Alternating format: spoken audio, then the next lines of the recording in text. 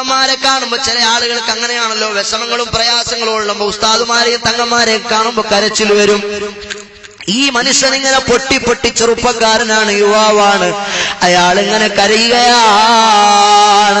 തങ്ങളെ എന്റെ കാര്യം വലിയ കഷ്ടവാ, ഞാനാകെ നഷ്ടത്തില, ഞാനാകെ ദുരന്തത്തില, ഞാനാകെ ദുരിതത്തില, എന്റെ ജീവിതം മുഴുവൻ ഇപ്പൊ കണ്ണീര് കുടിച്ചുകൊണ്ടാ ഓരോ ദിവസവും ഞാൻ ഉറക്കമെണീക്കുന്നതും ഉറക്കത്തിലേക്ക് വഴുതി വീഴുന്നതും.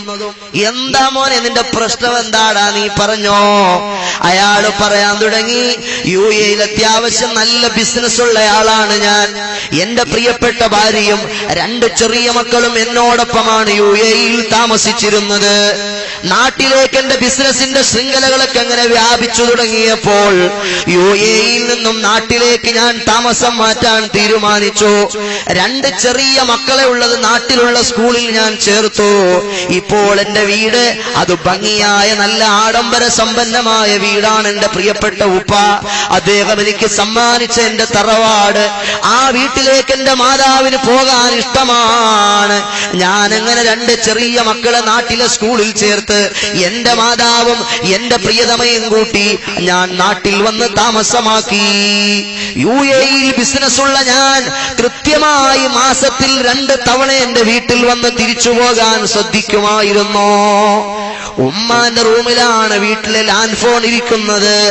ആ ലാൻഡ് ലൈനിൽ ബന്ധപ്പെടുമ്പോ സുദീർഘമായി സംസാരിക്കാൻ എന്റെ വൈഫിന് ബുദ്ധിമുട്ടുണ്ട്. ഞാനപ്പോ പറഞ്ഞു, മോളെ സിമ്പിൾ സൊല്യൂഷൻ, ഞാനൊരു മൊബൈൽ ഫോൺ നിനക്ക് മേടിച്ചു തരാം. അങ്ങനെ ഞാൻ അവൾക്കൊരു മൊബൈൽ ഫോൺ മേടിച്ചു കൊടുത്തു. മൊബൈൽ ഫോണിൽ ഞാൻ നിരന്തരം അവളുമായി സംസാരിച്ചു. ഒരു ദിവസം എന്റെ പ്രിയപ്പെട്ട പ്രിയതമയെ ഞാൻ മൊബൈൽ ബന്ധപ്പെട്ട് നോക്കുമ്പോ മൊബൈൽ സ്വിച്ച് ഓഫാണ്. നിരന്തരം ഞാൻ ബന്ധപ്പെട്ടു, മൊബൈൽ സ്വിച്ച് ഓഫാണ്. ഞാൻ ലാൻഡ് ലൈനിൽ ബന്ധപ്പെട്ടിട്ട് ചോദിച്ചു, എന്തു പറ്റി മോളെ, മൊബൈൽ എന്താ അറ്റൻഡ് ചെയ്യാതെ സ്വിച്ച് ഓഫ് ആക്കി വെച്ചിരിക്കുന്നത് എന്താ? എപ്പോഴും മെസ്സേജ് വരികയാ, ആരാ മെസ്സേജ് സെൻഡ് ചെയ്യുന്നതെന്ന് എനിക്കറിയില്ല. ഇയാള് പറഞ്ഞു, എന്റെ പൊന്നുമോളെ, നീ അതിന് മൊബൈൽ ഓഫാക്കുന്ന എന്തിനാ? ഞാൻ വിളിക്കുമ്പോ നീ മൊബൈൽ അറ്റൻഡ് ചെയ്താൽ പോരെ, എന്റെ മെസ്സേജ് നീ ഓപ്പൺ ആക്കിയാൽ പോരെ. ആരാരെങ്കിലും മെസ്സേജ് അയച്ചാൽ അവിടെ കിടന്നോട്ടെ, നീ ഓപ്പൺ ആക്കേണ്ട കാര്യമില്ല. ആരെങ്കിലും കോൾ ചെയ്താൽ നീ അറ്റൻഡ് ചെയ്യേണ്ട കാര്യമില്ല. ഞാനും നീ തമ്മിൽ സംസാരിക്കാൻ വേണ്ടി മാത്രമായി മൊബൈൽ ഫോൺ നിനക്ക് ഞാൻ മേടിച്ചു തന്നത്. അങ്ങനെ വീണ്ടും മൊബൈൽ ഓണായി. ഈ ഭാര്യയെ സംബന്ധിച്ചു പറഞ്ഞാൽ നല്ല സ്വാലിഹത്തായ ഭാര്യയാണ്.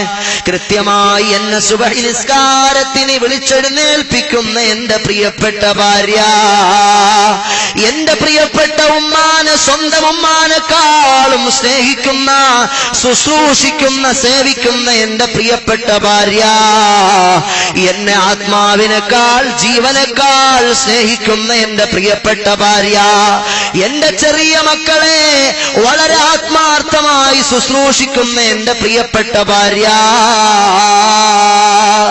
ഞാനെങ്ങനെ മൊബൈൽ ഫോണിൽ ബന്ധപ്പെട്ടു തുടങ്ങി. ഒരു ദിവസം അതാ ഒരു ഉച്ചയുറക്കം, ഞാനിങ്ങനെ യുഎഇയിലുള്ള എന്റെ ഫ്ലാറ്റിൽ ഞാനിങ്ങനെ വിശ്രമിക്കാൻ വേണ്ടി ഭക്ഷണം കഴിച്ചിട്ടൊന്ന് കിടന്നതേ ഉള്ളൂ. നാട്ടിൽ നിന്നൊരു ഫോൺ വരുന്നു. ഞാൻ അറ്റൻഡ് ചെയ്ത് നോക്കുമ്പോ മറുതലയ്ക്കൽ ഉമ്മയാണ്. ഉമ്മ പറഞ്ഞു, പൊന്നുമോനെ, എത്രയും പെട്ടെന്ന് നീ നാട്ടിലേക്ക് കയറി വരണം. എന്താ ഉമ്മ വിഷയം എന്താ? ഉമ്മ വിഷയമൊന്നും പറയുന്നില്ല, ഒരൊറ്റ കരച്ചിലാണ് ഉമ്മ ഫോൺ വെച്ചു. ഞാൻ ഖത്തറിലുള്ള എന്റെ പ്രിയപ്പെട്ട സഹോദരിയുമായി ബന്ധപ്പെട്ട് നോക്കി, പെങ്ങളെ എന്താ പ്രോബ്ലം ഉള്ളത്, എന്താ കംപ്ലൈന്റ് ഉള്ളത്, എന്താ പ്രശ്നമുള്ളത് പറയി. അവളൊന്നും പറയുന്നില്ല. അതേ പെങ്ങളുടെ അതേ സഹോദരിയുടെ ഭർത്താവിന് ഞാൻ ബന്ധപ്പെട്ടു, അദ്ദേഹവും ഖത്തറിലാണുള്ളത്. ഞാൻ ചോദിച്ചു, അളിയ എന്താ വിഷയം? ഉമ്മ എന്നെ വീട്ടിൽ നിന്ന് വിളിച്ചിട്ട് പെട്ടെന്ന് നാട്ടിലേക്ക് ചെല്ലാൻ പറഞ്ഞിട്ടുണ്ട്. ഉമ്മ കരയുന്നു. വിഷയങ്ങളൊന്നും എനിക്കറിയില്ല, മടിച്ചിട്ടാണെങ്കിലും അളിയനാണ് എന്നോട് ആ വിഷയം പറഞ്ഞത്.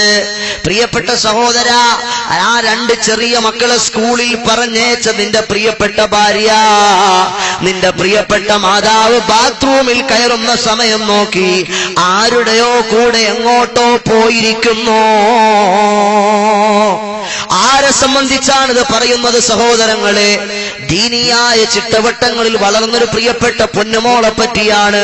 നമ്മുടെ വീട്ടുകളിൽ നമ്മുടെ ഭാര്യമാരുണ്ട്, നമ്മളെ ഒരുപാട് സ്നേഹിക്കുന്ന, നമുക്ക് സുബഹി നിസ്കാരത്തിന് നമ്മെ വിളിച്ചുണർത്തുന്ന, നമുക്ക് വേണ്ടി ദീനിന്റെ കാര്യങ്ങൾ നമ്മളോട് സ്നേഹപൂർവ്വം സതുപദേശം നടത്തിത്തരുന്ന നമ്മുടെ പ്രിയപ്പെട്ട ഉമ്മമാർ, നമ്മുടെ ഭാര്യമാർ, അവരെ അല്ലാഹു കാത്തുരക്ഷിക്കുമാറാകട്ടെ.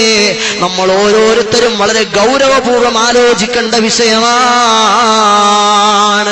ഈ സഹോദരൻ പറയുന്നു, തങ്ങളെ, ഞാൻ അന്ന് വൈകുന്നേരം എമർജൻസി ടിക്കറ്റ് എടുത്ത് ഞാൻ എന്റെ വീട്ടിലേക്ക് ചെന്നു. വീട്ടിൽ ചെന്നിട്ട് ഞാൻ വളരെ വിഷമിച്ചു നോക്കുമ്പോൾ രണ്ട് ചെറിയ മക്കളെയും ഇങ്ങനെ ചേർത്ത് പിടിച്ചിട്ട് എന്റെ പ്രിയപ്പെട്ട മാതാവ് എന്നെ കണ്ടതും ആർത്തട്ടഹസിച്ച് നിലവിളിച്ച് കരയുകയാണ്. ആർത്തട്ടഹസിച്ച് നിലവിളിച്ച് കരയുകയാണ്. രണ്ട് ചെറിയ മക്കളും എന്നെ നോക്കിയിട്ട്, വാപ്പിച്ച, ഞങ്ങളുടെ പ്രിയപ്പെട്ട ഉപ്പ, ഞങ്ങളുടെ ഉമ്മ എവിടെ പോയി എന്ന് ചോദിക്കുകയാണ്. എനിക്കവരോട് മറുപടി പറയാൻ കഴിയുന്നില്ല. ഞാനാകെ വിഷണ്ണനായി, വിഷമിച്ചു ദുഃഖിതനായി ഒരു പ്രൈവറ്റ് അന്വേഷണ ഏജൻസിയെ ഏൽപ്പിച്ചിട്ട് ആ വിവരമൊന്ന് അന്വേഷിക്കാൻ, അവളെ പറ്റി എവിടെയെങ്കിലും വല്ല ഇൻഫർമേഷനും കിട്ടുമോ എന്ന് അന്വേഷിക്കാൻ അവരൊരുപാട് തലങ്ങും വിലങ്ങും അന്വേഷിച്ചു. ഒരു വിവരവുമില്ല. കാരണം പോലീസ് സ്റ്റേഷനിൽ പെറ്റീഷൻ കൊടുത്താൽ അതെനിക്ക് ഷെയ്മാണ്. നാട്ടിൽ അത്യാവശ്യം സ്റ്റാൻഡേർഡുള്ള, അത്യാവശ്യം ആളുകളിൽ നല്ല ഇസ്സത്തും അഭിമാനവും ഉള്ളയാളാണ് ഞാൻ. ഇങ്ങനൊരു ഇഷ്യൂ വന്നാൽ എന്റെ അഭിമാനത്തിന് അത് ക്ഷതമല്ലയോ എന്ന് ചിന്തിച്ച് ഞാൻ പെട്ടെന്ന് പോലീസിൽ പെറ്റീഷൻ കൊടുത്തില്ല. ഒടുവിൽ സൈകെട്ട് ഞാൻ പോലീസ് സ്റ്റേഷനിൽ പെറ്റീഷൻ കൊടുത്തപ്പോൾ അവർ അന്വേഷണം ആരംഭിച്ചു. ആദ്യം അവരുടെ നമ്പറിലേക്ക് വന്ന നിരന്തരം വന്ന മെസ്സേജുകളെ സംബന്ധിച്ച്, നിരന്തരം വന്ന മിസ് കോളുകളെ സംബന്ധിച്ച് അന്വേഷണം പൂർത്തിയാകുമ്പോൾ ഏതോ ഒരു കോട്ടയത്തുകാരനായ അന്യമത സഹോദരനാണ് അവരുടെ മൊബൈലിലേക്ക് നിരന്തരം ബന്ധപ്പെട്ടിരിക്കുന്നത്. അവൾ അങ്ങോട്ടും സംസാരിച്ചിരിക്കുന്നത്. അങ്ങനെ ഞങ്ങൾ ഡൽഹിയിൽ അന്വേഷിച്ചു, കോയമ്പത്തൂരിൽ അന്വേഷിച്ചു, ഒറീസയിൽ അന്വേഷിച്ചു, അങ്ങനെ നാഗർകോവിൽ അന്വേഷിച്ചു, അങ്ങനെ പല സ്ഥലങ്ങളിലും, പ്രധാനപ്പെട്ട ചെന്നൈയിലും മദ്രാസിലും കൽക്കട്ടയിലും ഒക്കെ അന്വേഷിച്ചു, ബോംബെയിൽ അന്വേഷിച്ചു. ഒരു തുമ്പും ഒരു വാലും ഒരു പിടുത്തവും കിട്ടിയില്ല. ഏകദേശം 8 മാസങ്ങൾ പിന്നിട്ട് പോയപ്പോൾ, വെറുതെ എന്നല്ല അവൾ ഇറങ്ങിപ്പോയത്, വെറുതെയല്ല, ആകെ ഉണ്ടായിരുന്ന അവളുടെ സെപ്പറേറ്റ് പ്രൈവറ്റ് ബാങ്ക് ഡിപ്പോസിറ്റിൽ ഉണ്ടായിരുന്ന 15ഓളം ലക്ഷം രൂപ പലപ്പോഴായി അവൾ പിൻവലിച്ചിട്ടുണ്ട്. വീട്ടിലെ അലമാരയിൽ ഭദ്രമായി സൂക്ഷിച്ചിരുന്ന 150ഓളം പവൻ അവൾ എടുത്തുപോയിട്ടുണ്ട്. ഇങ്ങനെ വലിയൊരു സമ്പാദ്യവുമായിട്ടാണ് അവൾ എസ്കേപ്പ് ആയിരിക്കുന്നത്. ഈ സഹോദരൻ സുബ്ഹാനല്ലാഹ് വളരെ വിഷമിതനായി, ദുഃഖിതനായി, വളരെ ഹതഭാഗ്യനായി മനുഷ്യൻ അവസാനം 8 മാസങ്ങൾക്ക് ശേഷം അയാൾക്കൊരു ഇൻഫർമേഷൻ ലഭിക്കുന്നു. ഡൽഹിയിലെ ഒരു ഫ്ളാറ്റിൽ നിന്നൊരു മലയാളിയായ പെൺകുട്ടിയുടെ ആത്മഹത്യ ചെയ്ത് സൂയിസൈഡ് ചെയ്തൊരു ജനാസയുണ്ട്. ആരെങ്കിലും ബന്ധപ്പെട്ട ആളുകളുണ്ടെങ്കിൽ വരണമെന്നറിയിച്ചൊരു പത്രവാർത്ത ഇയാൾ കാണാനിടയായി. ഈ സഹോദരൻ പെട്ടെന്ന് തന്നെ ഡൽഹിയിലേക്ക് വണ്ടി കയറി. അങ്ങനെ എത്രയെത്ര വാർത്തകൾക്ക് പിന്നാലെ അയാൾ പോയിട്ടുണ്ടെന്നറിയുമോ? ഒരുപാട് എല്ലാ പത്രങ്ങളും തിരയും തന്റെ പ്രിയപ്പെട്ട പ്രിയതമയുടെ ഫോട്ടോയുണ്ടോ? വരുന്ന എല്ലാ ദിനപത്രങ്ങളും അയാൾ മറിച്ചു നോക്കും. എന്റെ പ്രിയപ്പെട്ട ഭാര്യയെ പറ്റി വല്ല വിവരവുമുണ്ടോ? എത്രയോ ഡെഡ് ബോഡികൾ അയാൾ പോയി കണ്ടിരിക്കുന്നു, എത്രയോ ജനാസകൾ അയാൾ പോയി കണ്ടിരിക്കുന്നു. ഒടുവിൽ ഈ ജനാസ കാണാൻ വേണ്ടി അയാൾ ഡൽഹിയിലേക്ക് പോയി. അവിടെ പോയി ജനാസ കാണുമ്പോൾ തന്നെ ജീവനോളം സ്നേഹിച്ചിരുന്ന, തന്നെ സുബഹിയുടെ നിസ്കാരത്തെ വിളിച്ചുണർത്തുന്ന തന്റെ പ്രിയപ്പെട്ടവരുടെ ജനാസ അതാ തൂങ്ങി മരിച്ച ഡെഡ് ബോഡിയായി അവിടെ കിടക്കുന്നു. കൂടെ പോലീസ് ഓഫീസർ ഒരു സൂയിസൈഡ് ലെറ്റർ കാണിച്ചു, ഒരാത്മഹത്യാ കുറിപ്പ് കാണിച്ചു. എന്താണ് ആത്മഹത്യാ കുറിപ്പിനകത്തുള്ളതെന്നറിയുമോ? എത്രയോ മിസ് കോളുകൾ ഞാൻ അവോയ്ഡ് ചെയ്തു, എത്രയോ മെസ്സേജുകൾ ഞാൻ ഓപ്പണാക്കാതിരുന്നു. ഒടുവിൽ സഹി കെട്ടിട്ടാണ് ഒരു ദിവസം ഞാൻ ആ ഫോൺ അറ്റൻഡ് ചെയ്തത്. അറ്റൻഡ് ചെയ്യുമ്പോൾ സ്റ്റാർട്ട് ചെയ്യുന്നത് ഇങ്ങനെയാണ്: ഞാനൊരു മൊബൈൽ ഫ്രണ്ട് മാത്രമാണ്. എന്താ ഇങ്ങനെ സംസാരിച്ചാൽ ആകാശം ഇടിഞ്ഞു വീഴാൻ പോകുന്നോ, ഭൂമി കുലുക്കം ഉണ്ടാകാൻ പോകുന്നോ? ഒന്നും സംഭവിക്കാൻ പോകുന്നില്ല. നിങ്ങളുടെ ഭർത്താവ് ഗൾഫിലല്ലേ ഉള്ളത്, നിങ്ങൾ വീട്ടിൽ ഒറ്റയ്ക്ക് ബോറടിക്കാറില്ലേ? നിങ്ങൾക്ക് എന്താ സമയം പോക്കിന് ടൈം പാസിന് വേണ്ടി ഒന്ന് വർത്തമാനം പറഞ്ഞാൽ എന്താ? അങ്ങനെ തുടങ്ങിയ ബന്ധം സുബ്ഹാനല്ലാഹ്, എന്റെ ഭർത്താവിനെ എന്റെ മനസ്സിൽ നിന്ന് ഞാൻ വെറുക്കാൻ തുടങ്ങി. എന്റെ പ്രിയപ്പെട്ട പൊന്നുമക്കളെ ഞാൻ എന്റെ മനസ്സിൽ നിന്ന് ആട്ടിയിറക്കാൻ തുടങ്ങി. എന്റെ പ്രിയപ്പെട്ട ഭർത്താവിന്റെ മാതാവിനെ എനിക്ക് കാണുന്നത് തന്നെ വിഷമമായി തോന്നി. എനിക്കാ ഏതോ ഒരു ലോകത്ത് നിന്ന് വിളിക്കുന്ന അന്യമത സഹോദരനായ ചെറുപ്പക്കാരന്റെ ശബ്ദമാണ് കേൾക്കാൻ ഇഷ്ടമുള്ളത്. അയാളുമായി ഫോണിൽ സംസാരിക്കുമ്പോഴാണ് എനിക്ക് കൂടുതൽ ഫൈൻഫുള്ളായ സാറ്റിസ്ഫാക്ഷൻ ലഭിക്കുന്നത്. അങ്ങനെ ഞാൻ ഒടുവിൽ അയാൾ എന്നോട് പറഞ്ഞു, ഇനി എന്താ താമസിക്കുന്നത്, ഇനി എന്താ നമ്മൾ ലേറ്റാക്കി വെക്കുന്നത്, കാര്യമില്ല, നമുക്ക് പോകുകയല്ലേ. ഒരിക്കലും ആരും നിങ്ങളെ തടയാത്ത ലോകത്തേക്ക്, അതാ സ്വാതന്ത്ര്യങ്ങളുടെ പറുദീസയിലേക്ക് നമുക്ക് പോകുകയല്ലേ. നിങ്ങളെ ആരും അവിടെ വിരട്ടാനുണ്ടാകൂല, നിങ്ങളെ ആരും അവിടെ ചങ്ങലക്കിടാനുണ്ടാകൂല, നിങ്ങളെ ആരും അവിടെ നിയന്ത്രിക്കാനുണ്ടാകൂല. അനിയന്ത്രിതമായ സുഖാഡംബരങ്ങളുടെ സുഖപറുദീസകളുടെ വിമോചനത്തിന്റെ ലോകത്തേക്ക് നമുക്ക് പോകുകയല്ലേ പ്രിയപ്പെട്ടവളെ.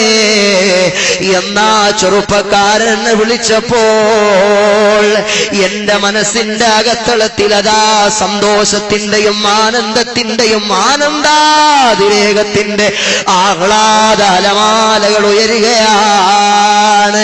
ഞാൻ പറഞ്ഞു, എപ്പോഴാ വരിക, എവിടാ ഇയാൾ വരിക, നമ്മൾ എങ്ങനാ പോകുക? വളരെ കൃത്യമായി ക്ലിയർഫുള്ളായി അവൻ കാൽക്കുലേഷൻസുകൾ മുഴുവനും അവതരിപ്പിച്ചു കൊടുത്തു. ഇന്നാലിന്ന ടൈമിൽ ഇന്നാലിന്ന സ്ഥലത്ത് നീ എത്തിച്ചേരുമ്പോ ഞാൻ ഇന്നാലിന്ന വാഹനത്തിലുണ്ടാകും, നീ ആ വാഹനത്തിനകത്ത് കയറിയാൽ മതി.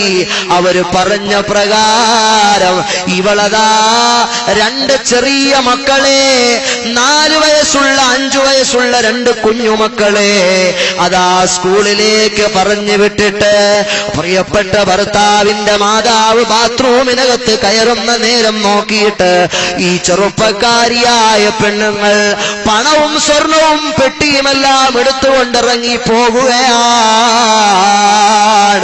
പറഞ്ഞ പോലെ കൃത്യമായ സ്ഥലത്ത് അയാൾ കാത്തു നിൽക്കുകയാണ്. അങ്ങനെ ഈ സൂയിസൈഡ് ലെറ്റർ അയാൾ വായിക്കുകയാണ്.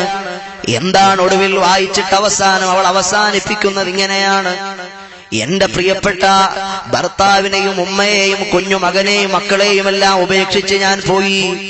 8 മാസത്തോളം ഞങ്ങൾ പല സ്ഥലങ്ങളിലും മാറി മാറി താമസിച്ചു. ഒടുവിൽ എന്റെ കയ്യിലുള്ള പണവും സ്വർണവുമെല്ലാം തീർന്ന സമയത്ത് അവന്റെ സ്വഭാവം മാറാൻ തുടങ്ങി. ഞങ്ങൾ അവരന്വേഷിച്ച നാഗർകോവിലും ഡൽഹിയിലും ബോംബെയിലും അങ്ങനെ നിരവധി സ്ഥലങ്ങളിൽ കറങ്ങി നടന്നു, ഫ്ളാറ്റുകളിൽ അടിച്ചുപൊളിച്ച് ജീവിച്ചു. അവസാനം അവനതാ ഡൽഹിയിലുള്ള എന്റെ ഫ്ളാറ്റിലേക്ക് 1 മാസമായി ഞങ്ങൾ ഇവിടെ താമസിക്കുന്നുണ്ട്. ആ ഫ്ളാറ്റിലേക്ക് അവന്റെ കൂട്ടുകാരുമായിട്ട് അവൻ കടന്നു വരാൻ തുടങ്ങി. എന്നെ കൊണ്ട് മദ്യപിപ്പിക്കാനും അവന്റെ കൂട്ടുകാർക്ക് ഞാൻ വഴിപ്പെടാൻ എന്നെ നിർബന്ധിക്കാനും ഒക്കെ തുടങ്ങിയപ്പോഴാണ് എനിക്ക് സംഗതി മനസ്സിലായി തുടങ്ങുന്നത്. എപ്പോഴാ സംഗതി മനസ്സിലായി തുടങ്ങുന്നത്?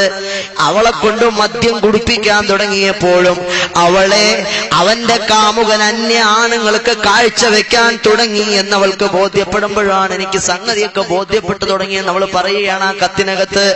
ഒടുവിൽ ഞാനിങ്ങനെ ചിന്തിച്ചു പോയി, എന്റെ സ്നേഹസമ്പന്നനായ ഭർത്താവിനെ ഒഴിവാക്കിയത് കുറ്റക്കാരി ഞാനാണ്. എന്റെ പാലവും പ്രിയപ്പെട്ട ചെറിയ കുഞ്ഞുമക്കളെ വലിച്ചെറിഞ്ഞത് ഞാനാണ്. എന്നെ പ്രിയപ്പെട്ട മോളെക്കാൾ സ്നേഹിച്ച എന്റെ പ്രിയപ്പെട്ട മാതാവിനെ, ആ ഭർത്താവിന്റെ മാതാവിനെ വലിച്ചെറിഞ്ഞത് ഞാനാണ്. ഞാനൊരു വലിയ കുലദ്രോഹി തന്നെ. ഇതിനെല്ലാം കുറ്റം ഞാൻ തന്നെ സ്വമേധയാ ഏറ്റെടുക്കുന്നു എന്ന് പറഞ്ഞ് ഞാൻ ആത്മഹത്യ തിരഞ്ഞെടുക്കുകയായിരുന്നു. ഈ ഭർത്താവ് ആരായി? ഈ ഭർത്താവിന്റെ ചാരത്തുള്ള പ്രിയപ്പെട്ട 2 ചെറിയ മക്കൾ ആരായി? അവൾ എങ്ങോട്ടോ ആത്മഹത്യ ചെയ്തു പോയി. ആ പ്രിയപ്പെട്ട ചെറിയ മക്കൾ, ഉപ്പാ ഞങ്ങളുടെ ഉമ്മിച്ച എന്തിയേ ഉപ്പാ? ആ മക്കളോട് പറയാൻ കഴിയുമോ ഈ വാപ്പാക്ക്, നിങ്ങളുടെ ഉമ്മ ഏതോ ഒരുത്തന്റെ കൂടെ ഒളിച്ചോടിപ്പോയി പ്രിയപ്പെട്ട പൊന്നുമോളെ എന്ന് പറയാൻ കഴിയുമോ? പറയാൻ കഴിയുന്നില്ല. ആരാണ് കാരണക്കാരാരാ? നമ്മൾ മേടിച്ചു കൊടുത്ത മൊബൈൽ ഫോണല്ലയോ? പ്രിയപ്പെട്ട സഹോദരങ്ങളെ, അങ്ങനെ നമ്മുടെ ചുറ്റുപാടുകൾ മുഴുവനും അസാൻമാർഗികതകളിലേക്ക് നമ്മുടെ മാടി ഒളിക്കുകയാണ്. ഈ സമൂഹത്തിലെ ചെറുപ്പക്കാര് മുഴുവനും അതാ തോന്നിവാസങ്ങളിലേക്ക് എളുപ്പത്തിൽ സഞ്ചരിച്ചു കൊണ്ടിരിക്കുകയാണ്. എന്നാൽ നിങ്ങൾ കണ്ടുവോ, മഹാനായ സ്വഹാബി വര്യൻ സഅലബത്ത് ബിൻ അബ്ദുറഹ്മാൻ.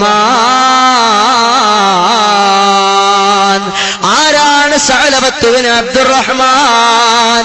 അല്ലാഹുവിന്റെ റസൂലിന്റെ മദീനയിലെ പള്ളിയിൽ ഒരു പാവപ്പെട്ട സഹാബി കടന്നു വരികയാണ്. നമ്മുടെ ദർസുകളിൽ പാവപ്പെട്ട മുത്തഅല്ലിമീങ്ങൾ വരുമ്പോ ഹാജിയാരെ വിളിച്ചിട്ട് ഉസ്താദ് പറയും, ഹാജിയാരെ ഈ കുട്ടി ഒരു പാവപ്പെട്ട കുട്ടിയാ, നിങ്ങൾ വീട്ടിൽ കൊണ്ടുപോയി ഭക്ഷണം കൊടുക്കണം, നിങ്ങൾ വീട്ടിൽ കൊണ്ടുപോയി ഇവനെ സംരക്ഷിച്ചു കൊള്ളണം എന്നൊക്കെ പറയുന്നത് പോലെ ഈ പാവപ്പെട്ട സഅലബ എന്ന സഹാബിയെ മുതലാളിയായ പ്രമാണിയായ ഒരു സഹാബിയെ ഏൽപ്പിച്ചിട്ട് റസൂലുള്ള പറഞ്ഞു, മോനെ ഇവനെ നിന്റെ സഹോദരനെ പോലെ നീ കരുതണം, നിന്റെ വീട്ടിൽ ഇയാളെ താമസിപ്പിക്കണം, അയാൾക്ക് വേണ്ട എല്ലാ സൗകര്യങ്ങളും നീ ഒരുക്കി കൊടുക്കണം. ആ സഹാബി വര്യനത് സമ്മതിച്ചു. ഒടുവിലതാ 2 പേരും കൂടി വീട്ടിൽ താമസമാകുകയാണ്. എന്റെ ചെറുപ്പക്കാരെ, നിങ്ങൾ ശ്രദ്ധിക്കണേ. എന്റെ ഉമ്മമാരെ, നിങ്ങളുടെ ശ്രദ്ധ അല്പനിമിഷം ഇവിടേക്ക് നൽകണേ. 13 കൊല്ലത്തോളം താമസിച്ചു. ഈ 13 കൊല്ലം താമസിക്കുമ്പോഴും എങ്ങനെ? ഈ 13 കൊല്ലം താമസിക്കുമ്പോഴും മഹാനായ സഅലബത്ത് ബിൻ അബ്ദുറഹ്മാൻ എന്ന സഹാബി മദീനയുടെ പള്ളിയിൽ നിസ്കാരം നിർവഹിച്ചിട്ട് തിരിച്ചു വരുമ്പോൾ, മദീനയിലെ പള്ളിയിൽ ജമാഅത്തിന് പ്രവാചക പുങ്കവർക്കൊപ്പം കൂടിയിട്ട് തിരിച്ചു വരുമ്പോൾ ആ വീട്ടിലെ വേലക്കാരിയായ പെണ്ണ് വിളിച്ചു പറയുന്നു, എന്റെ പ്രിയപ്പെട്ട യജമാന. മുതലാളിയായ സഹാബിയോട് ആ വീട്ടിലെ വേലക്കാരിയായ പെണ്ണ് പറയുന്നു, യജമാന, ജാഅ സദീഖുൽ അഅമാ, ജാഅ സദീഖുൽ അഅമാ. കൺകുരുടനായ നിങ്ങളുടെ കൂട്ടുകാരൻ, കൺകുരുടനായ നിങ്ങളുടെ സ്നേഹിതൻ ഇതാ വരുന്നു, ഇതാ വരുന്നു. മഹാനായ സഅലബതങ്ങൾക്ക് കണ്ണിന് പ്രശ്നമൊന്നുമില്ല, മഹാനായ സഅലബതങ്ങൾക്ക് കണ്ണിന് പ്രോബ്ലം ഒന്നുമില്ല. പക്ഷേ ഈ പെണ്ണെന്തിനാണ് അങ്ങനെ പറയുന്നതെന്നറിയുമോ? ഈ പെണ്ണെന്തിനാണ് അങ്ങനെ പറയുന്നതെന്നറിയുമോ? 13 കൊല്ലമായി, ശ്രദ്ധിച്ചു കേൾക്കണം, 13 കൊല്ലമായി ഈ സഹാബിയുടെ വീട്ടിൽ മഹാനായ സഅലബത്ത് ബിൻ അബ്ദുറഹ്മാൻ എന്ന സഹാബി താമസിച്ചിട്ട് ഒരു തവണ പോലും ആ വേലക്കാരിയായ പെണ്ണിന്റെ മുഖത്തേക്ക് മഹാനായ സഅലബത്ത് ബിൻ അബ്ദുറഹ്മാൻ എന്ന സഹാബി വര്യൻ അവളുടെ മുഖത്തേക്ക് നോക്കിയിട്ടില്ല. ഈ കാരണം കൊണ്ട് ആ പെണ്ണ് പറയുന്നു, ജാ സദീഖുൽ അഅമാ, അന്ധനായ കൺകുരുടനായ നിങ്ങളുടെ കൂട്ടുകാരൻ വരുന്നുണ്ട് മുതലാളി. ഈ പെണ്ണ് പറയുന്നു, ഞാൻ സംഭവം ചുരുക്കി പറയാം. മഹാനായ മുതലാളിയായ പ്രമാണിയായ സഹാബി വര്യന് സുദീർഘമായ യാത്ര പോകേണ്ടതായി വന്നു. സഅലബ എന്ന സഹാബിയെ വിളിച്ചിട്ട് പറഞ്ഞു, മോനെ സഅലബ, ഞാനൊരു യാത്ര പോകുകയാണ്, ഞാനൊരു സുദീർഘമായ സഞ്ചാരത്തിനൊരുങ്ങുകയാണ്. നീ ഒരു കാര്യം ചെയ്യണം. ഞാൻ വരുന്നത് വരെ എന്റെ വീടും എന്റെ പറമ്പും എന്റെ വസ്തുവകകളും എന്റെ സമ്പത്തുമെല്ലാം നോക്കേണ്ടത് നീയാണ്. മഹാനായ സഅലബ തങ്ങൾ സമ്മതിച്ചു. ആ പ്രമാണിയായ സഹാബിവര്യൻ യാത്ര തിരിക്കുകയാണ്. സുദീർഘമായ യാത്രയ്ക്ക് പോയി. അപ്പോഴതാ സഅലബത്ത് ബിൻ അബ്ദുറഹ്മാൻ എന്ന സഹാബി, പ്രമാണിയായ ഈ സഹാബിയുടെ വീട്ടിന്റെ അകത്തളത്തിൽ താമസിക്കുന്ന സഹാബിയുടെ മനസ്സിലേക്ക് പിശാച് കടന്നു വരികയാണ്. പിശാച് കടന്നു വന്നിട്ട് പറഞ്ഞു, ഡോ സഅലബ, സഅലബ, നിന്റെ കൂട്ടുകാരൻ അവിടെ പോയി. സുദീർഘമായ യാത്രയ്ക്ക് പോയി അല്ലേ? നീ നിന്റെ കൂട്ടുകാരന്റെ വൈഫിനെ കണ്ടിട്ടുണ്ടോ? പിശാച് പറയുന്നത് നല്ല കാര്യമാ, പിശാച് പറയുന്നത് നല്ല കാര്യമാ. നീ നിന്റെ കൂട്ടുകാരന്റെ വൈഫിനെ കണ്ടിട്ടുണ്ടോ? കണ്ടിട്ടില്ലല്ലോ. നിന്റെ വൈഫ്, നിന്റെ കൂട്ടുകാരന്റെ വൈഫിനെ ആരേലും തട്ടിക്കൊണ്ടു പോകാൻ വന്നാൽ, അതല്ലെങ്കിൽ ആരെങ്കിലും തട്ടിക്കൊണ്ടു പോയാൽ നിനക്കാ പെണ്ണിനെ പോയി മോചിപ്പിക്കണ്ടായോ? മോചിപ്പിക്കണമെങ്കിൽ ആ പെണ്ണിനെ നീ കാണണ്ടായോ? നീ ഇങ്ങനെ കാണാതെ ഇരുന്നാൽ അത് നിന്റെ കൂട്ടുകാരന്റെ ഭാര്യ എങ്ങനാ നിനക്ക് മനസ്സിലാകുന്നത്? ശൈത്താൻ പറഞ്ഞത് കാര്യവാ, ഇബ്ലീസ് പറഞ്ഞത് കാര്യവാ. ഈ മഹാനായ സഹാബി വര്യൻ അകത്തളത്തിലേക്ക് കടന്നു ചെന്നു. അടുക്കളയുടെ അരമനയുടെ അകത്തളത്തിലേക്ക് കടന്നു ചെന്നപ്പോൾ ആ മഹദിയായ സ്വഹാബിയത്തിനെ ഒരു തവണയൊന്ന് നോക്കി, രണ്ടാമതൊന്ന് നോക്കി, മൂന്നാമതൊന്ന് നോക്കുന്നത് കണ്ടപ്പോൾ ആ മഹദിയായ സ്വഹാബിയത്തായ വനിത ചോദിച്ചു, യോ സഅലബ, അല്ലാഹുവിന്റെ നരകത്തെ പേടിക്കാതെ നീ എന്തിനാണ് ഹറാം ചെയ്യുന്നത് സഅലബ? ഇത്രയും കാലം എന്റെ വീട്ടിൽ നീ താമസിച്ചിരുന്നോ? നീ എന്റെ അരമനയുടെ അകത്തളത്തിലേക്ക് ധൈര്യസമേതം എന്റെ ഭർത്താവില്ലാത്ത നേരത്ത് നീ എന്തിനാണ് കടന്നു വന്നതെന്ന് അല്ലാഹുവിന്റെ നരകത്തെ പേടിക്കാതെ നിനക്ക് എങ്ങനെ ഹറാം ചെയ്യാൻ തോന്നുന്നു എന്ന് ഈ അൻസാരിയായ പെങ്ങളങ്ങോട്ട് ചോദിച്ചപ്പോൾ, സഹോദരന്മാരെ, സഅലബത്ത് ബിൻ അബ്ദുറഹ്മാന്റെ മനസ്സിന്റെ അകത്തളത്തിൽ ഇടുത്തി പോലെയാണ് ഈ ചോദ്യം വന്ന് പതിച്ചത്. അദ്ദേഹം രണ്ട് കൈകളും തലയിൽ വെച്ചിട്ട് ആലോചിച്ചു പോയി, പടച്ചവനെ, അല്ലാഹുവിന്റെ നരകത്തെ പേടിക്കാതെ ഞാൻ എങ്ങനെയാണ് ഹറാം ചെയ്തത്? അല്ലാഹുവിന്റെ നരകത്തെ പേടിക്കാതെ ഞാൻ എങ്ങനെയാണ് ഹറാം ചെയ്തത്?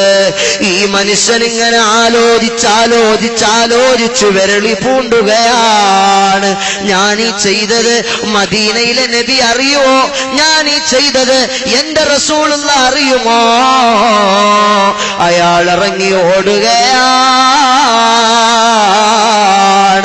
ഓടി ഓടി ഓടി ഓടി വിജനമായ മക്കായുടെയും മദീനയുടെയും ഇടയ്ക്കുള്ളൊരു മലമ്പ്രദേശത്ത് ഒരു താഴ്വാരത്ത് പോയ അയാൾ ഏകാന്തവാസിയായി താമസിക്കുകയാണ്.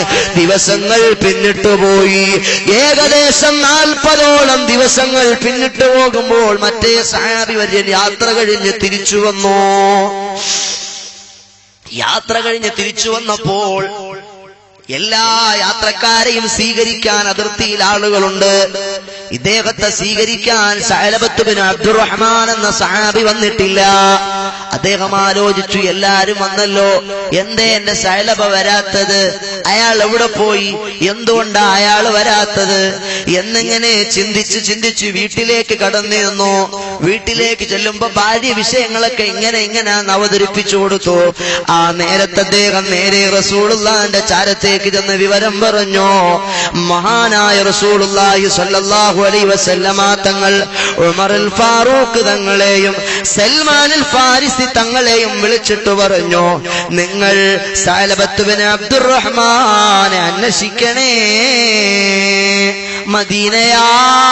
മദീനയെ കരിച്ചു പറക്കി സഅലബയെ കണ്ടില്ല. മക്കയായ മക്കയെ കരിച്ചു പറക്കി സഅലബയെ കണ്ടില്ല. നേരെ റസൂലുള്ളാഹിന്റെ ചാരത്ത് വന്നിട്ട് പറഞ്ഞു, നബിയേ, ഞങ്ങൾ സഅലബയെ കണ്ടില്ല. ആ നേരത്ത് റസൂലുള്ള പറഞ്ഞു, മക്കായുടെയും മദീനയുടെയും ഇടയ്ക്കുള്ളൊരു താഴ്വാരത്ത് നിങ്ങൾ പോക, അവിടെ അബ്ദുറഹ്മാൻ ഉണ്ടാകും, അദ്ദേഹത്തെ നിങ്ങൾ പോയി വിളിച്ചുകൊണ്ടുവരീൻ. ഈ സഹാബിമാർ രണ്ടുപേരും അവിടെ ചെന്നു നോക്കുമ്പോ വിജനമായൊരു സ്ഥലമാണ്. ആൾപ്പാർപ്പൊന്നും അവിടെ കാണുന്നില്ല, ആളുകൾ താമസിക്കുന്ന അടയാളവും അവിടെ ഇല്ല. നോക്കുമ്പോ കുറെ ആട്ടിൻപറ്റങ്ങളെയും കൊണ്ട് ഒരു ആട്ടിടയൻ ഇങ്ങനെ നടന്നു വരുന്നുണ്ട്. ഈ ആട്ടിടയനെ കണ്ടപ്പോ ചോദിച്ചു, പിന്നെ ഞങ്ങൾ മദീനന്ന് വരുക, ഞങ്ങൾ മുത്തുനബിയുടെ അടുത്തുനിന്ന് വരികയാ, ഞങ്ങളൊരു കൂട്ടുകാരൻ ഈ പരിസരത്ത് എവിടെയോ അകപ്പെട്ടിട്ടുണ്ട്, നിങ്ങൾ അദ്ദേഹത്തെ കണ്ടിട്ടുണ്ടോ? മുത്തുനബിയുടെ അടുത്ത് നിന്ന് വരുന്ന ആളുകളാണോ? മുഹമ്മദ് നബി സല്ലല്ലാഹു അലൈഹി വസല്ലമ തങ്ങൾ അന്വേഷിക്കാൻ മാത്രം യോഗ്യനായ ഒരാളൊന്നും ഇവിടെ ഇല്ല. പിന്നൊരു ഭ്രാന്തനായ മനുഷ്യനുണ്ട്, ഒരു മതിഭ്രമത പിടിച്ച മനുഷ്യനുണ്ട്. അയാളാണെങ്കിൽ കുറെ കൂടെ ഇരുട്ടണം, കുറെ കൂടെ സൂര്യൻ അസ്തമിക്കണം. ഇരുട്ട് പരക്കുന്ന നേരത്ത് ഏതോ ഒരു ഗുഹാമുഖത്ത് ഒളിച്ചിരിക്കുന്ന മനുഷ്യൻ പെട്ടെന്ന് ഇങ്ങനെ പ്രത്യക്ഷപ്പെടും. രണ്ട് കൈയും ഇങ്ങനെ തലയിൽ അയാൾ വെക്കും. അയാൾ ഉച്ചത്തിൽ നിലവിളിക്കും, അല്ലാഹുവിന്റെ നരകത്തെ പേടിക്കാതെ ഹറാം കണ്ടുപോയവനേ എന്നിങ്ങനെ നിലവിളിച്ചുകൊണ്ട് തറയിൽ കിടക്കുന്ന മണൽത്തരികളെടുത്ത് വാരി തലയിലേക്ക് ഇട്ടുകൊണ്ട് നിലവിളിക്കുന്ന ഒരു മനുഷ്യനുണ്ട്, ഒരു ഭ്രാന്തനായ മനുഷ്യൻ. നിങ്ങൾ അയാളെയാണ് കാക്കുന്നതെങ്കിൽ കുറച്ചു നേരം ഇവിടെ വെയിറ്റ് ചെയ്ത് നിൽക്കൂ, ഇരുട്ട് ശക്തിയായൊന്ന് പരക്കട്ടെ. അയാൾ ഈ മരടി വാരത്തിൽ ഏതോ ഒരു ഗുഹാമുഖത്ത് ഒളിച്ചിരിക്കുകയാണ്, അയാൾ കടന്നു വരും. മഹാനായ ഈ സഹാബിമാർ രണ്ടുപേരും അവിടെ കാത്തു നിന്നു. ഇരുട്ടിങ്ങനെ പരന്നപ്പോൾ അതാ ഏതോ ഒരു ഗുഹയുടെ അടിവാരത്തൊളിച്ചിരുന്ന സഅലബത്ത് ബിൻ അബ്ദുറഹ്മാൻ എന്ന സഹാബി വര്യൻ രണ്ട് കൈകളും തലയിൽ വെച്ചുകൊണ്ട് നിലത്ത് കിടന്ന മണലുകളെല്ലാം വാരി തലയിലേക്ക് ഇങ്ങനെ ഇട്ടുകൊണ്ട് ആർത്തട്ടഹസിച്ച് നിലവിളിക്കുന്നു, അല്ലാഹുവേ, എന്നെ നരകത്തെ തൊട്ട് നീ കാക്കണേ അല്ലാ,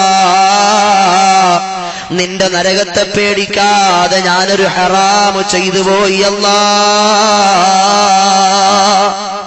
ഞാനും നിങ്ങളും ആലോചിച്ചു നോക്കുക എന്റെ പ്രിയപ്പെട്ട യുവാക്കളെ, നമ്മൾ എത്ര തോന്നിവാസങ്ങളാ നമ്മുടെ ജീവിതത്തിൽ ചെയ്യുന്നത്, നമ്മൾ എത്ര തെറ്റുകളാ നമ്മുടെ ജീവിതത്തിൽ ചെയ്യുന്നത്. നമുക്കാർക്കെങ്കിലും വല്ല ആശങ്കയോ വല്ല ടെൻഷനോ നമ്മുടെ കൽബുകളെ എപ്പോഴെങ്കിലും നോവിക്കാറുണ്ടോ? മഹാന്മാരായ സഹാബിമാര് നോക്കുമ്പോ സഅലബ എന്ന സഹാബി ആകെ മാറിയിരിക്കുന്നു. ഭക്ഷണമൊന്നും കഴിക്കാതെ മെല്ലിച്ചൊരു കോലം, താടിയും മുടിയുമെല്ലാം വളർത്തിയിട്ട വല്ലാത്തൊരു വികൃതമായ കോലം. നേരെ ചെന്നിട്ട് പറഞ്ഞു, ഞാൻ ഉമറുൽ ഫാറൂഖാണ്, ഇത് സൽമാനുൽ ഫാരിസിയാണ്, ഞങ്ങൾ റസൂലുള്ളാഹിന്റെ ചാരത്ത് നിന്ന് ഹബീബ് പറഞ്ഞിട്ട് വരുന്ന ആളുകളാണ്, നിങ്ങളെ ഹബീബ് വിളിക്കുന്നുണ്ട്, യദ്ഊക റസൂലുള്ളാഹ്. ഈ മനുഷ്യൻ പറഞ്ഞു, ഞാൻ വരൂല. എന്റെ ഈ കണ്ണുകൾ കണ്ടോ, അല്ലാഹുവിന്റെ നരകത്തെ പേടിക്കാതെ ഹറാമ് കണ്ടുപോയ കണ്ണുകൾ. ഈ കണ്ണുകളുമായിട്ട് ഞാനെങ്ങനെ റസൂലുള്ളാഹിന്റെ ചാരത്തേക്ക് കടന്നു വരും? ഈ കണ്ണുകളുമായിട്ട് ഞാനെങ്ങനെ ഹബീബിന്റെ ചാരത്തേക്ക് കടന്നു വരും? സാധ്യമല്ല, ഞാൻ വരില്ല. മഹാനായ ഉമറുൽ ഫാറൂഖ് റളിയല്ലാഹു അൻഹുവിനോട് അദ്ദേഹം ഇത് സംസാരിക്കുമ്പോൾ മഹാനായ ഫാറൂഖ് തങ്ങൾ പറഞ്ഞു, മോനെ, ആരാ നിന്നെ വിളിച്ചതെന്നറിയുമോ? റസൂലുള്ളാഹി തങ്ങളാണ്. മുത്തുനബി വിളിച്ചാൽ എന്താ പ്രത്യേകത എന്നറിയുമോ? ഫർദ് നിസ്കാരത്തിലാണെങ്കിലും റസൂലുള്ള വിളിച്ചാൽ ഉത്തരം ചെയ്യണമെന്നാണ് ഇസ്ലാമിന്റെ ശരീഅത്തിന്റെ നിയമമുള്ളത്. അതുകൊണ്ട് ഹബീബ് വിളിക്കുന്നു, നീ മദീനത്ത് വന്നേ പറ്റൂ. അപ്പോൾ ഇയാള് പറയുകയാണ്, ഈ സഹാബി വര്യൻ പറയുകയാണ്, ഞാൻ വരാം, പക്ഷേ നിങ്ങൾ എന്നെ എന്ത് ചെയ്യണമെന്നറിയുമോ? എന്റെ കാലിൽ നിങ്ങൾ ചങ്ങല കൊണ്ട് ബന്ധിക്കണം. എന്റെ കാലിൽ ചങ്ങല കൊണ്ട് ബന്ധിച്ചിട്ട് എന്നെ നിങ്ങൾ മുഖം കുത്തിയ രീതിയിൽ ഈ കാട്ടിൽ നിന്ന് വലിച്ചിഴച്ചുകൊണ്ട് ഹബീബിന്റെ ചാരത്തേക്ക് പോകണം. കാരണം തെറ്റ് ചെയ്തു പോയി, കണ്ണുകളുടെ തല ഇങ്ങനെ തറയിൽ കിടന്ന് ഒരഞ്ഞൊരഞ്ഞു മുറിവാകട്ടെ. ഇനി അഥവാ മദീനത്ത് വന്നാൽ തന്നെ ഹബീബായ നബി നിസ്കാരം നിർവഹിക്കാൻ വേണ്ടി തക്ബീറത്തുൽ ഇഹ്റാം ചൊല്ലി ബിലാൽ തങ്ങൾ ഇഖാമത്ത് കൊടുത്ത ശേഷം റസൂലുള്ളാഹി തങ്ങൾ കൈ കെട്ടിയാൽ മാത്രമേ ഞാൻ മദീനയിലെ പള്ളിയിൽ പ്രവേശിക്കുകയുള്ളൂ. ഈ വർത്തമാനം കൂടി മഹാനായ സഅലബത്ത് ബിൻ അബ്ദുറഹ്മാൻ എന്ന സഹാബി കണ്ടീഷൻ പറയുകയാണ്, നിബന്ധന വെക്കുകയാണ്. വളരെ തന്ത്രജ്ഞനായ ഉമറുൽ ഫാറൂഖ് റളിയല്ലാഹു അൻഹു മഹാനവറുകളെയും കൊണ്ട് മദീനയിലെത്തിപ്പോയി. മദീനയിലെത്തുമ്പോ ഒരു കാരണവശാലും പള്ളിയിൽ കയറാൻ തുനിയുന്നില്ല, സന്നദ്ധനാകുന്നില്ല. ഒടുവിൽ ഹബീബായ നബി ഇശാ നിസ്കാരം നിർവഹിക്കുകയാണ്. ബിലാൽ തങ്ങൾ ഇഖാമത്ത് കൊടുത്തു. റസൂലുള്ള നിസ്കരിക്കാൻ വേണ്ടി മദീനയിലെ പള്ളിയിൽ അതാ ആ പള്ളിയുടെ മിഹ്റാബിന്റെ ചാരത്ത് നിന്ന് കൈകെട്ടിപ്പോയി. ഫാത്തിഹ ഓതിയ ശേഷം റസൂലുള്ളാഹി തങ്ങൾ ഓതുന്ന സൂറത്ത് ഏതാണ്? യാ അയ്യുഹൽ